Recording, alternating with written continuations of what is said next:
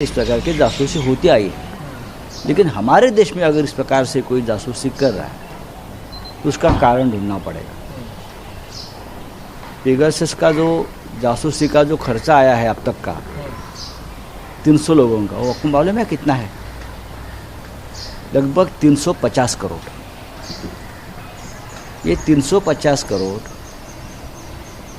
किसके अकाउंट से गए? उसका फाइनेंशियल कंट्रोलर कौन है जिसने पेगासस को भुगतान किया है? कोई तो है। अगर सरकारी खाते से नहीं गया है तो सरकार ने किसी को तो ये जिम्मेदारी दी है ना। तो ये बहुत बड़ी बात है कि पेगासस की जासूसी ये सस्ता काम नहीं है।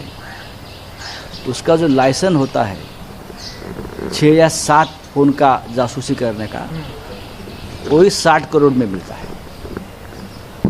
60 करोड़ और 10 पेगासस का जासूसी करने का खर्चा होता है लगभग 80 करोड़। तो हमने 300 का किया है, तो ये कितना अरब हो गया? तो पैसा किसने दिया, कहाँ से आया? ये ढूंढने की बात। सर, ऐसे स्थिति में हिंदुस्तान में कई सारे ऐसे राज्य हैं जहां पर सरकार को लेकर के उठापटक हुई, कहीं किसी की सरकार थी उसको बीच में तोड़ दिया गया। तो आपको लगता है कि इस तरीके के चीज़ों में भी इस्तेमाल किया गया है? वो मुझे मालूम नहीं, किया होगा, नहीं किया हो होगा। गया, बहुत सारी चीज़ें। महाराष्ट्र में भी कोशिश की, लेकिन ऐसी पेगासस की सरकार अगर टूटेगी और गिरेगी तो लोकशाही को, डेमोक्रेसी को ताला लगाना पड़ेगा।